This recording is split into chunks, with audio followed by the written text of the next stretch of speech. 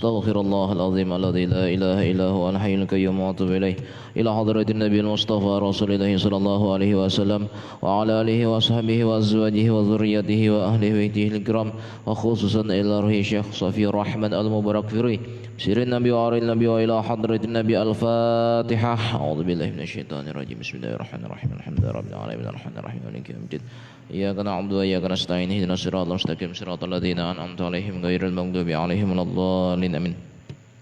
Bismillahirrahmanirrahim. Alhamdulillahirabbil alamin. Allahumma shalli wa sallim wa barik ala sayyidina Muhammadin nabiyil amin wa ala alihi wa sahbihi ajma'in.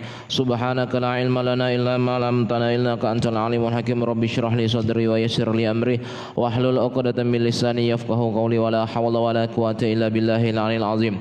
Alhamdulillah, pada malam hari ini kita sama-sama bisa dikumpulkan oleh Allah Subhanahu wa taala guna bersama-sama melaksanakan salat fardu maghrib secara berjamaah. Salawat serta salam selalu tercurahkan kepada junjungan kita Nabi besar Muhammad sallallahu alaihi wasallam beserta para keluarga beliau, para sahabat, kerabat dan pengikut beliau hingga hari kiamat. Menyambung kaji kita pada minggu yang lalu tentang perjuangan dakwah Nabi sallallahu alaihi wasallam, di mana pada minggu yang lalu kita membahas tentang orang-orang suku-suku Quraisy yang mereka itu mengirimkan beberapa pemuda untuk mendatangi paman Nabi sallallahu alaihi wasallam yang bernama Abu Thalib. Nah, sekarang kita membahas tentang apa-apa saja cara yang dilakukan oleh orang-orang kafir Quraisy untuk menghalangi dakwah Nabi sallallahu alaihi wasallam. Nah, di dalam kitab Ar-Rahiq Al-Maktum disebutkan ada beberapa hal dan sebenarnya sangat banyak cara yang dilakukan oleh para orang-orang kafir Quraisy untuk menghentikan dakwah Nabi sallallahu alaihi wasallam. Yang pertama berupa ejekan, penghinaan, olok-olok dan penertawaan. Hal ini mereka maksudkan untuk melecehkan orang-orang muslim dan merendahkan kekuatan mental mereka. Untuk itu mereka melemparkan berbagai tuduhan yang lucu serta ejekan kepada Nabi sallallahu alaihi wasallam. Firman Allah Subhanahu wa taala, "Wa qalu ya ayyuhalladzi nuzzila alaihi dzikru innaka lamajnun." Mereka berkata, wahai orang yang diturunkan Al-Qur'an kepadanya, sesungguhnya kamu benar-benar orang yang gila. Nah, hinaan kepada Nabi sallallahu alaihi wasallam. Nabi sallallahu alaihi wasallam dihina oleh orang-orang kafir Quraisy dengan menyebutkan bahwa Nabi sallallahu alaihi wasallam adalah orang yang gila. Kalau misalkan kan ada orang-orang yang terkadang itu tuh di kepalanya tuh berpikir begini, seandainya aku hidup di zaman Nabi pasti enak, ceritanya kayak gitu. Yang jadi pertanyaannya, ketika misalkan kita hidup di zaman Nabi sallallahu alaihi wasallam, kita nanti dalam golongan mana? Apakah kita dalam golongan pengikut Nabi atau dari golongan penghina Nabi sallallahu alaihi wasallam? Bersyukurlah kita ketika kita sudah dilahirkan di masa sekarang, yang mana di masa ini umat Islam itu dalam keadaan apa? Umat Islam, agama Islam dalam keadaan sudah tersebar. Kalau seandainya hidup di masa Nabi sallallahu alaihi wasallam itu yang kita tidak ketahui, kita berada di golongan mana pada saat itu? Nah, oleh karena itu, makanya di sini disebutkan bahwa orang-orang itu tuh mereka menyebut bahwa Nabi sallallahu alaihi wasallam itu dan para pengikutnya itu adalah orang-orang yang gila. Nah, firman Allah yang lain, wa ajibu an ja'ahum munzirum minhum wa qalal kafiruna hadza sahirun kazzab. Dan mereka heran karena mereka kedatangan seseorang pemberi peringatan dari kalangan mereka, dan orang-orang kafir berkata, ini adalah seorang ahli sihir yang banyak berdusta. Dianggap Nabi sallallahu alaihi wasallam itu ahli sihir. Hinaan demi hinaan, celaan demi celaan diterima oleh Nabi sallallahu alaihi wasallam. Oleh karena itu di sini disebutkan bagaimana ya hukumnya kalau kita tuh menghina atau mengolok-olok orang lain. Disebutkan Abu Jurais berkata kepada Rasulullah sallallahu alaihi wasallam, kata Abu Jurais, salah seorang sahabat Nabi, berilah kepadaku wasiat. Nah, akhirnya Nabi sallallahu alaihi wasallam memberi wasiat, la tasubbanna ahada, kata Nabi sallallahu alaihi wasallam, la tasubbanna ahada, janganlah engkau menghina seseorang pun, kata Nabi sallallahu alaihi wasallam. Kemudian Abu Jurais berkata, aku pun tidak pernah menghina seseorang pun setelah itu, baik kepada orang yang merdeka, seorang budak, seorang unta maupun seekor domba. Akhirnya apa? Nabi SAW memberikan wasiat kepada Abu Jurais, kemudian tidak ada seorang pun yang dihina lagi oleh Abu Jurais. Mungkin sebelum-sebelumnya Abu Jurais itu merupakan salah seorang sahabat Nabi yang pernah menghina orang lain, mungkin ya. Namun ketika itu apa? Dikatakan dia tidak pernah menghina lagi, bahkan kepada seekor hewan pun dia tidak pernah menghina.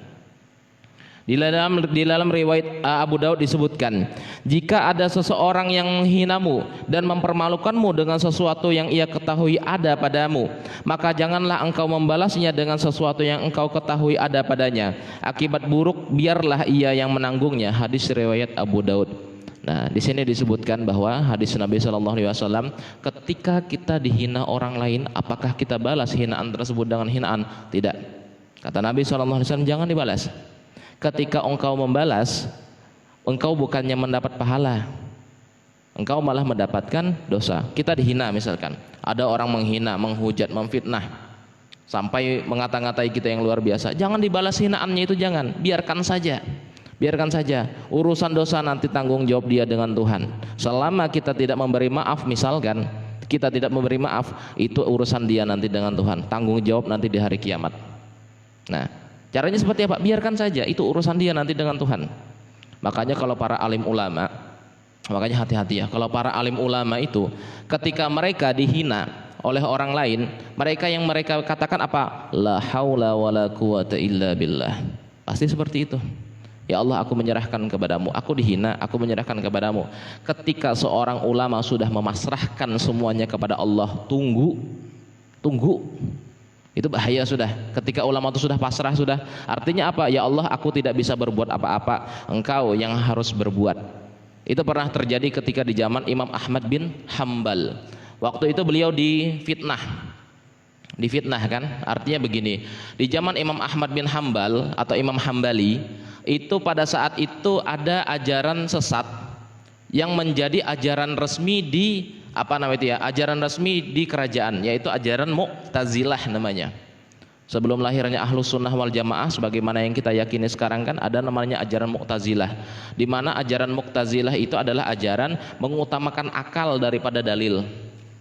Mengutamakan akal itu lebih utama daripada dalil. Contoh misalkan ya, misalkan ada ini contoh salah satunya aja, artinya supaya kita mendekatkan pemahaman bagaimana logika mereka. Misalkan ada di dalam aqua ini atau di dalam air ini, bukan di dalam air nih, di dalam tempat ini ada beras kan, misalkan beras sampai atasnya nih. Nah, kalau orang-orang Ahlus Sunnah wal Jamaah mengatakan Allah Subhanahu wa taala Maha tahu berapa rincian yang ada di dalam gelas ini, nah, berapa rincian berasnya, berapa total jumlah butiran berasnya, itu Allah Maha tahu. Orang-orang Mu'tazilah mengatakan Allah tidak Maha tahu. Mereka tahunya apa? Ini beras anggaplah sekitar 1 kilo atau 1 liter. Yang mereka tahu, Allah mengetahui itu 1 liter, tapi Allah tidak mengetahui berapa jumlah semuanya. Itu orang Mu'tazilah menggunakan akal mereka, membandingkan pokoknya akal mereka itu disamakan dengan akalnya Tuhan. Nah, seperti itu. Insya Allah nanti di bulan Ramadan, insya Allah kan lagi bulan Ramadan, kita membahas sifat 20 habis subuh ya. Ba'da subuh, setiap habis subuh kita bahas sifat 20. Jadi di sana membahas ilmu tauhid mulai dari wujud, qidam, baqa. Jadi di sana kita mengetahui bahwa Allah itu diantaranya adalah sifat Allah ilmun dan alimun, di mana Allah Subhanahu wa taala Maha mengetahui sampai ke rinci-rincinya. Sampai setiap hari kita menarik napas, menghembuskan napas, Allah Maha tahu berapa jumlahnya itu. Nah, kalau orang Mu'tazilah mereka mengatakan Allah tidak tahu. Nah, itu bedanya. Jadi ceritanya Imam Ahmad bin Hambal ketika itu ditanya oleh orang-orang atau pembesar-pembesar kaum Mu'tazilah yang ada di kerajaan itu. Wahai Imam Ahmad bin Hambal, Imam Hambali kan, menurutmu Al-Quran itu makhluk atau bukan? Al-Quran itu makhluk atau bukan? Nah, kata Imam Hambali, Al-Quran itu bukan makhluk. Al-Quran itu adalah kalamullah, bukan makhluk. Kalau makhluk itu kan ma siwallah, sesuatu yang selain daripada Allah itu adalah makhluk. Contohnya ini misalkan, ini makhluk nggak? Ya makhluk, makhluk benda mati kan, sesuatu yang selain daripada Allah. Mereka berkata, apakah Al-Quran itu makhluk atau bukan? Kata Imam Hambali, dan itu i'tikad kita, Al-Quran itu adalah firman Allah, kalamullah, perkataan Allah dalam bentuk tulisan yang kita baca, itu Al-Quran. Tapi apa ya, ketika Imam Hambali mengatakan seperti demikian, ajaran Imam Hambali dianggap sesat oleh orang-orang Mu'tazilah. Akhirnya beliau dipenjara, dibawa waktu itu kalau nggak salah dari Kufah ke Basrah, dirantai beliau kan dengan rantai paku, berjalan beliau sambil dicambuk waktu itu dengan Imam Muhammad Nuh kalau tidak salah, dua orang ini kan. Jadi satu orang Imam Muhammad Nuh di tengah perjalanan meninggal dunia karena tidak tahan disiksa. Imam Hambali memang orangnya kekar kuat, jadi beliau bisa bertahan dan mampu bertahan berjalan. Dibawalah beliau sampai beliau itu di dalam penjara. Di dalam penjara tetap dikasih tahu kan, pokoknya didoktrin, akui nggak kalau misalkan Al-Quran itu makhluk? Tidak, saya tidak mengakui Al-Quran itu makhluk. Al-Quran itu adalah kalamullah. Dicambuk lagi. Nah, makanya suatu ketika ada suatu karomah yang beliau miliki. Di antaranya waktu itu kan beliau kan diikat rantai, dirantai di belakang, dirantai di kaki, kemudian dirantai seluruh badannya itu tuh. Dan beliau itu tuh kayak gimana ya, siksaannya itu tuh kejam. Ditaruh di atas, diikat, ditaruh di bawahnya ini nih kayak api, bara api. Tapi bukan untuk dibunuh, untuk disiksa aja. Akhirnya apa, beliau membaca satu kalimat, Allahu ya latif ultuf bina ma jarat fihi al maqadir. Ketika itu beliau membaca itu sekali, akhirnya apa yang terjadi? Seluruh rantai yang ada di dalam, atau seluruh rantai yang terikat pada beliau itu lepas dengan sendirinya. Jadi rantainya itu lepas, bebaslah beliau. Bebas, tapi beliau ditangkap lagi. Iya, ditangkap lagi, tapi orang-orang tahu, oh ini ada karomahnya. Ada karomahnya. Alhasil seperti apa? Tidak lagi dirantai, dimasukkan ke dalam penjara. Beberapa dekade beliau berada dalam penjara tersebut. Nah, tapi di dalam penjara beliau tetap mengajar untuk yang para tahanannya dan lain sebagainya. Masyarakat pada saat itu seperti apa? Tetap ada yang menghujat beliau, menghina beliau dan lain sebagainya. Sekarang mazhab Imam Hambali itu menjadi salah satu mazhab terbesar di dunia yang dianut di Arab Saudi. Nah, kalau di Arab Saudi itu kan menggunakan mazhab apa? Imam Hambali dan Imam Malik dua di sana. Makanya wajar kalau sholat subuh di sana nggak pakai kunut, ya wajar. Imam Hambali tidak menggunakan kunut, Imam Malik tidak menggunakan kunut. Tapi ketika kita sholat subuh di Mesir atau di Palestina, ada kunutnya nggak? Ada. Di Palestina sholat aja di sana, di Masjidil Aqsa ada kunut subuh, ada. Karena di Palestina mazhab Imam Syafi'i. Kan ada orang, jadi kami ada anak mahasiswa kan, jadi dia ini kan tanya, Ustadz, saya heran Ustadz dengan ibu saya. Loh kenapa? Ibu saya itu sebelumnya waktu di sini berkunut, tapi setelah umrah pulang dari umrah nggak kunutan lagi. Loh kenapa? Katanya di Mekah nggak pakai kunut, jadi nggak kunutan juga. Wah, itu salah dalam memahami mazhab. Ingat, mazhab kita Imam Syafi'i. Imam Syafi'i mensunnah muakkadkan kunut, bahkan menjadikannya sebagai salah satu sunnah abad. Artinya ketika ketinggalan kunut ditutup dengan sujud sahwi, ditambal dengan sujud sahwi. Tapi bagaimana dengan teman-teman kita yang bermazhab Imam Hambali, seperti yang dianut oleh teman-teman dari Muhammadiyah misalkan, atau teman-teman dari Salafi, seperti apa? Boleh-boleh saja, karena mereka berlandaskan dari mazhab Imam Hambali, sedangkan kita Imam Syafi'i. Makanya Imam Syafi'i itu kan setelah salam wiritan, habis itu tuh berdoa berjamaah dan sebagainya, itu dalam mazhab Imam Syafi'i. Nah itu ya, artinya beberapa perbedaan-perbedaan yang ada dalam Islam. Dan artinya ketika terjadi perbedaan-perbedaan tersebut, jangan saling menghina. Jangan saling menghina. Apalagi misalkan seperti alim ulama, Masya Allah, almarhum guru sekumpul, itu beliau dipuji-puji orang, Masya Allah. Tapi ada nggak yang menghina beliau? Ada. Kami tidak usah sebutkan orang yang menghina beliau, ulama juga. Tapi menghina beliau dengan disebut Masya Allah, sebutannya tuh Masya Allah luar biasa. Padahal janganlah kita menghina alim ulama, apalagi sekelas kayak guru sekumpul, Abah Guru Zuhdi. Nah, itu luar biasa mereka tuh. Makanya di sini disebutkan, ada disebutkan di sini hadis Nabi SAW dari Ubadah bin Somit radhiyallahu anhu. Rasulullah SAW bersabda, bukan termasuk umatku siapa yang tidak memuliakan orang yang lebih tua, menyayangi orang yang lebih muda, dan mengetahui serta memuliakan orang-orang yang alim. Kita dituntut untuk memuliakan orang-orang yang alim, alim ulama, para alim ulama. Sesalah-salahnya ulama itu masih salah kita itu nah. Ulama itu nah salah, tapi bukan ya, beda antara ulama yang bermaksiat. Kalau maksiat jangan diikuti. Ulama ini nah salah dalam berpendapat, sesalah-salahnya mereka masih salah kita. Karena kita bukan mereka, kita bukan alim ulama, itu masalahnya. Ketika mereka salah berpendapat, itu kesalahan. Apakah itu kesalahan?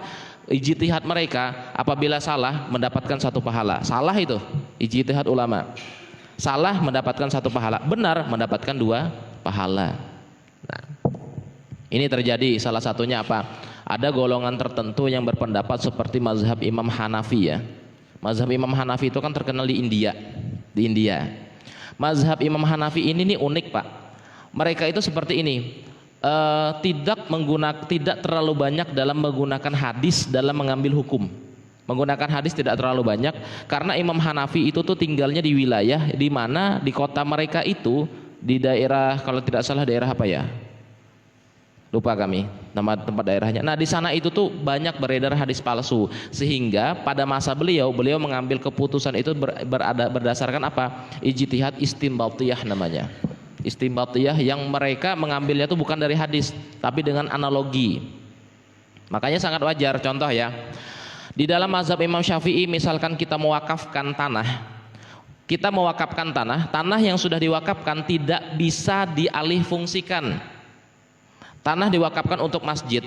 Kemudian ada pemerintah ingin mengambil tanah tersebut, tidak bisa, nggak boleh. Itu dalam mazhab Syafi'i, tidak bisa. Pokoknya masjid tersebut karena tanah wakaf sampai hari kiamat tetap harus digunakan sebagai masjid. Contohnya di Masjid Hasanuddin. Masjid Hasanuddin itu kan tanah yang diwakafkan untuk pembangunan masjid, harus jadi masjid. Harus jadi masjid. Kalau misalkan pihak kerajaan Kutai Kartanegara mau mengambil masjidnya, kan sudah ada Masjid Agung, jadi itu digusur, nggak boleh, haram hukumnya. Dalam mazhab Imam Syafi'i. Tapi dalam mazhab Imam Hanafi seperti apa? Dalam mazhab Imam Hanafi diperbolehkan. Itu mazhab Imam Hanafi. Makanya ada golongan-golongan tertentu mereka menghina Imam Hanafi. Disebutnya Imam Hanafi itu terlalu gini, menggunakan analogi dalam mengambil keputusan hukum dan sebagainya. Oh, padahal ini ulama besar. Ulama besar. Zakat menggunakan uang. Langgar kita masih menerima zakat menggunakan uang kan? Kalau dalam mazhab Imam Syafi'i itu tidak sah menggunakan uang, tapi mazhab Imam Hanafi, kata Imam Hanafi apa? Boleh. Imam Hanafi. Makanya kami sendiri pribadi berijtihad bahwa boleh berzakat menggunakan uang berdasarkan mazhab beliau. Boleh. Di sini menerima enggak? Terima. Berapa jumlah total harga uangnya, harga berasnya sekian, harga kalau dengan uang sekian, dengan uang kita terima, sah. Kalau dari yang masjid-masjid lain mungkin agak gimana, berarti tetap menggunakan beras, gak apa-apa, monggo. Itu mazhab Imam Syafi'i. Imam Hanafi bagaimana? Boleh menggunakan uang, tidak memerlukan seperti misalkan ya, ada yang menggunakan akad jual beli beras kan, jual dulu berasnya, kemudian baru ini berasnya kita kita zakatkan. Nah di sini enggak, dengan uangnya saja cukup dalam mazhab Imam Hanafi. Nah oleh karena itu ya seperti yang kami sampaikan, sesalah-salahnya ulama itu masih salah kita. Jadi jangan sampai walaupun mereka salah, misalkan jangan sampai kita hina. Ada salah satu mazhab, kan mazhab ini itu kan ada 4 ya yang terbesar di dunia. Yang tertua, mazhab yang tertua Imam Hanafi, mazhab Hanafi. Kemudian yang kedua mazhab Imam Malik, mazhab Maliki. Kemudian yang ketiga mazhab Imam Syafi'i atau Syafi'i. Yang keempat yang termuda Imam Hambali, yang sudah tadi diceritakan. Kemudian ada lagi mazhab yang terakhir, tapi ini mazhabnya tuh hilang di telan bumi. Artinya tidak ada pengikutnya, yaitu mazhab Abu Dawud Az-Zahiri. Sebenarnya ada lagi mazhab-mazhab yang lain seperti mazhab siapa? Imam Ja'fari, tapi itu dipakai oleh orang-orang Syiah, tidak lagi dipakai oleh Ahlus Sunnah. Kemudian Imam Sufyan Ats-Tsauri. Kemudian ada lagi Imam Al-Auza'i dan banyak lagi. Kalau nggak salah ada 9 mazhab, tapi yang masyhur cuma 4. Yang masyhur cuma 4. Nah yang terakhir ini ada kitabnya Pak, Ada kitabnya Imam Abu Daud Az-Zahiri ini. Nah, beliau itu menafsirkan, atau ibarat kita tuh seperti ini. Beliau mengatakan, salah satu pendapat beliau, sholat tarawih itu tidak disunahkan. Itu Imam Daud Az-Zahiri. Jadi pertanyaannya, kenapa sholat tarawih itu tidak disunahkan? Jadi beliau jawab seperti ini, karena di dalam Al-Quran tidak ada perintah untuk melaksanakan sholat tarawih. Nah, itu di dalam Al-Quran ya. Terus bagaimana kalau misalkan di mazhab yang lain? Ada 4 mazhab sepakat ada pelaksanaan sholat tarawih. Nah, seperti itu ya. Makanya disebutkan oleh Imam Taus ar-rahimahullah, termasuk sunnah yaitu menghormati orang-orang alim atau para alim ulama. Kita disunahkan untuk menghormati, menghargai, memuliakan orang-orang yang alim. Makanya sangat wajar Pak, kalau misalkan kemarin kami ada bertemu dengan Syekh Ali Baharmi. Syekh Ali Baharmi salah satu pengajar di Al-Ahqaf Yaman. Kemudian ada waktu itu kebetulan ada di kampus kami kan. Itu kami luar biasa memuliakan beliau, dan mungkin agak berbeda ya dari teman-teman yang kami. Kalau kami memuliakan beliau itu tuh sudah salaman, minta doa, kemudian minta air yang ditiupkan untuk dibacakan doa, itu sudah. Artinya kalau bertemu dengan alim ulama itu tuh kalau misalkan bisa ya, ambil air, minta bacakan doa. Karena doa yang keluar dari mulut beliau itu tuh menjadi wasilah, perantara Allah Subhanahu wa taala memberikan, misalkan beliau berdoa kebaikan, insya Allah ada kebaikannya. Airnya tuh kita minum, insya Allah barokah. Bukan beliau yang memberikan barokah, bukan, tapi dari mulut beliau itu tuh Allah memberikan barokah berupa apa? Doanya itu tadi. Nah, doanya itu. Kalau bertemu dengan orang-orang alim, itu yang paling diincar. Itu yang paling diincar biasanya. Itu ya. Itu diantara cara untuk menghadang dakwah Nabi Shallallahu Alaihi Wasallam. Nah, yang kedua, caranya seperti apa? Orang-orang kafir Quraisy melakukan penjelek-jelekan ajaran, membangkitkan keraguan-raguan, menyebarkan anggapan-anggapan yang menyaksikan ajaran-ajaran beliau dan diri beliau. Mereka tidak henti melakukannya dan tidak memberikan kesempatan kepada manusia untuk menelaah dakwah beliau, dan mereka pun berkata tentang Al-Quran. Dalam Quran surah Al-Furqan ayat 5 disebutkan, dongengan-dongengan orang dahulu dimintakan supaya dituliskan, maka dibacakanlah dongengan itu kepadanya setiap pagi dan petang. Jadi dianggap Al-Quran itu sebagai dongeng semata. Walhasil bagaimana? Mereka ada membuat suatu dongeng yang mirip-mirip seperti Al-Quran. Contohnya, ada nggak di dalam Islam itu tuh namanya kisah-kisah Israiliyat? Ada. Kalau Bapak Ibu baca atau buka dalam kitab Durratun Nasihin, ada kitab Durratun Nasihin namanya. Kitab Durratun Nasihin itu menurut guru kami Habib Husain bin Alwi bin Agil, jangan terlalu dibaca kata beliau, karena ceritanya banyak nggak bener. Contoh, di sana diceritakan bahwa ada namanya Nabi Iskandar Zulkarnain kan. Nabi Iskandar Zulkarnain itu diceritakan di sana nabinya tuh memiliki tanduk di sini, nah tanduk. Memiliki tanduk katanya. Padahal riwayat ulama yang lain mengatakan Nabi Iskandar Zulkarnain itu bukannya memiliki tanduk, tapi kekuasaan beliau dari timur dan barat itu beliau menguasainya. Beliau kan seorang raja, Nabi Iskandar Zulkarnain. Makanya disebut Zulkarnain yang memiliki 2 tanduk. Artinya bukan tanduk asli, bukan, tapi kerajaannya itu dari timur dan barat. Dalam satu riwayat, Nabi Iskandar Zulkarnain inilah yang mengurung Ya'juj dan Ma'juj, nantinya di hari kiamat akan keluar. Hari kiamat nanti akan keluar Ya'juj dan Ma'juj. Setelah Dajjal mati, Ya'juj dan Ma'juj akan keluar. Nah, Nabi Iskandar Zulkarnain ini beliau itu tuh kalau nggak salah dengan pasukannya, waktu di zaman beliau sudah bertemu dengan Ya'juj dan Ma'juj. Ya'juj dan Ma'juj itu tuh sejenis makhluk berbentuk seperti manusia, yang satu tinggi kurus, yang satu gemuk rendah. Kakinya kurus tapi kakinya cepat untuk berlari, dan mereka tuh adalah makhluk perusak. Pokoknya merusaknya luar biasa. Nanti di hari kiamat akan keluar mereka di hari kiamat. Nah, mereka itulah ketika mereka bertemu dengan pasukan Nabi Iskandar Zulkarnain terjadi perang. Ketika terjadi perang, mereka terdesak sehingga mereka jatuh ke suatu jurang. Nah, jurangnya itu tuh ada yang mengatakan di daerah Turki, ada yang mengatakan di daerah Lebanon katanya. Makanya ini masih ada yang mengatakan itu digoibkan oleh Allah Subhanahu wa taala. Ada dalam Al-Qur'an tentang cerita Ya'juj dan Ma'juj. Nah, kemudian Nabi Iskandar Zulkarnain menumpahkan tumpahan apa kalau nggak salah itu tumpahan timah, sehingga dikerangkenglah mereka di antara dua lembah tersebut. Pada akhirnya mereka tidak bisa keluar, tapi setiap hari mereka tuh menggerogoti kerangkengnya itu. Ketika terdengar suara azan, kembali seperti semula. Allah Subhanahu wa taala mengembalikan seperti semula. Makanya di hari kiamat, ketika di hari kiamat tidak ada lagi terdengar suara azan, kerangkeng itu lepas dan mereka pun akan keluar semuanya. Dan berperang lagi pasukan Imam Mahdi dan Nabi Isa melawan Ya'juj dan Ma'juj pada hari kiamat nantinya, pada akhir zaman nantinya. Nah, itu di antara ajaran-ajarannya. Nah, itu kalau misalkan kita ceritakan, apakah itu adalah dongeng semata? Enggak, itu benar. Nabi Iskandar Zulkarnain, cerita Nabi Iskandar Zulkarnain. Cuman itu tadi ada memang kitab-kitab, itu kitabnya benar yang ngarang oleh alim ulama juga, cuman jangan dijadikan sebagai kepercayaan mutlak. Misalkan Duratun Nasihin, kitab Duratun Nasihin kan, atau kitab An-Nawadir itu sama tuh, kitab An-Nawadir itu sama, yang menceritakan tentang, ada yang kami dengar tentang cerita Nabi Isa menghidupkan orang mati, tapi menghidupkan orang matinya ini nih berbeda karena versinya dengan yang ada di dalam Al-Quran. Banyak cerita-cerita seperti demikian. Nah, kemudian yang selanjutnya, apa yang dilakukan oleh orang-orang kafir Quraisy, yaitu mereka melawan Al-Quran dengan dongeng-dongeng yang terdahulu. Nah, ini yang tadi ya, dengan dongeng-dongeng yang terdahulu. Diriwayatkan oleh Ibnu Abbas yang menyebutkan bahwa An-Nadhr membeli beberapa penyanyi perempuan dari kalangan hamba sahaya atau budak.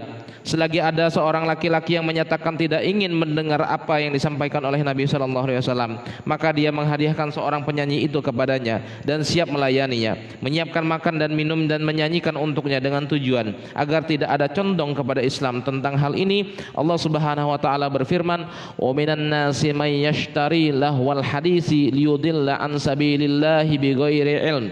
Dan di antara manusia ada orang yang mempergunakan perkataan yang tidak berguna untuk menyesatkan manusia dari jalan Allah tanpa pengetahuan. Karena salah satu mukjizatnya, ketika turun wahyu kepada Nabi SAW, orang-orang tuh dengan semangat mereka pasti mendengarkan. Apa yang disampaikan oleh Nabi itu ada daya mauhibahnya, daya tariknya, sehingga ketika mereka mendengar kalamullah yang keluar dari mulut Nabi SAW, mereka tertarik. Yang jadi pertanyaannya, seperti apa sih suara yang dilantunkan oleh Nabi SAW? Makanya itu ada riwayatnya. Di dalam riwayat itu disebutkan bahwa seperti yang kalau misalkan Bapak Ibu pernah mendengarkan tilawah, seperti itu. Bayati, Jiharka, Ros dan sebagainya, itu tuh semuanya sanadnya sampai ke Nabi SAW.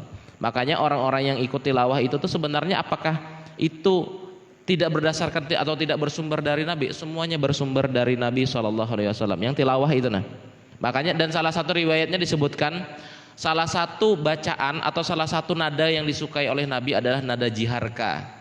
Jiharka, ada itu kalau misalkan buka di YouTube, Jiharka itu seperti apa? Itu nada yang paling disukai oleh Nabi. Ketika Nabi berbaring, kemudian rambutnya disisir oleh Siti Aisyah, beliau membaca ayat suci Al-Quran dengan nada Jiharka. Itu salah satunya, Jiharka, Ros, Nahawan, kan, Bayati Koror biasanya itu. Makanya kalau misalkan kita melihat kemarin Syekh Ali Baharmi itu beliau salah satu orang yang luar biasa dalam ilmu Al-Qur'annya. Waktu kami bertemu dengan beliau kan, beliau itu menguasai kiroat bukan cuma kiroat sab'ah, tapi kiroat asyarah.